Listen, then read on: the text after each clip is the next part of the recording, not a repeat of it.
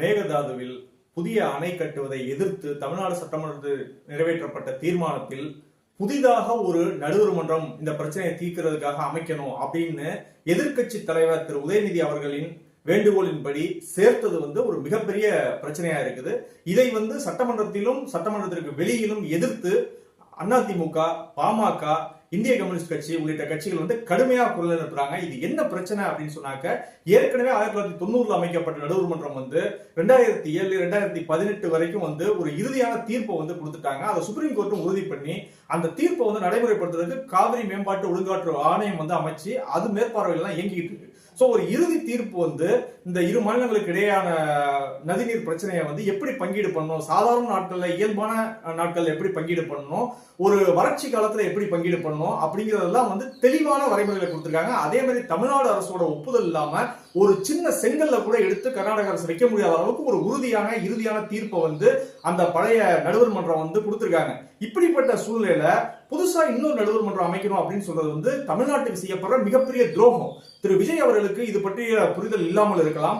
ஆனால் அவர் மீது மிகப்பெரிய வரலாற்று பழி சுமத்துறதுக்கு இந்த ஒரு புதிய நடுவர் மன்ற கோரிக்கை காரணமா அமைஞ்சிடும். அதனால திரு விஜய் அவர்கள் ரொம்ப தெளிவா இந்த புதிய நடுவர் மன்றம் அமைக்கணும் அப்படிங்கிற கோரிக்கையை கைவிடணும். அதுதான் தமிழ்நாட்டுக்கும் நல்லது, அவருக்கும் நல்லது என்று நம்முடைய கருத்தை நாம் பதிவு செய்கிறோம். மேகதாதுவில் புதிய அணை கட்டுவதை எதிர்த்து தமிழ்நாடு சட்டமன்றத்தில் நிறைவேற்றப்பட்ட தீர்மானத்தில் புதிதாக ஒரு நடுவர் மன்றம் இந்த பிரச்சனையை தீர்க்கிறதுக்காக அமைக்கணும் அப்படின்னு எதிர்க்கட்சி தலைவர் திரு உதயநிதி அவர்களின் வேண்டுகோளின்படி சேர்த்தது ஒரு மிகப்பெரிய பிரச்சனையா இருக்குது.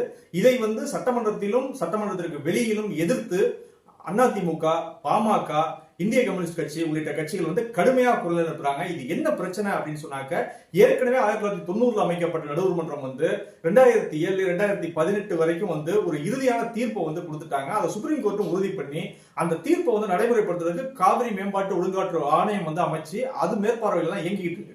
ஒரு இறுதி தீர்ப்பு இந்த இரு மாநிலங்களுக்கு இடையான நதிநீர் பிரச்சனையை எப்படி பங்கீடு பண்ணணும், சாதாரண நாட்கள்ல இயல்பான நாட்கள்ல எப்படி பங்கீடு பண்ணணும், ஒரு வறட்சி காலத்துல எப்படி பங்கீடு பண்ணணும் அப்படிங்கறதெல்லாம் தெளிவான வரைமுறைகளை கொடுத்திருக்காங்க. அதே மாதிரி தமிழ்நாடு அரசோட ஒப்புதல் இல்லாம ஒரு சின்ன செங்கல்ல கூட எடுத்து கர்நாடக அரசு வைக்க முடியாத அளவுக்கு ஒரு உறுதியான இறுதியான தீர்ப்பை அந்த பழைய நடுவர் மன்றம் கொடுத்திருக்காங்க.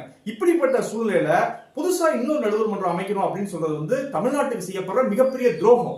திரு விஜய் அவர்களுக்கு இது பற்றிய புரிதல் இல்லாமல் இருக்கலாம்.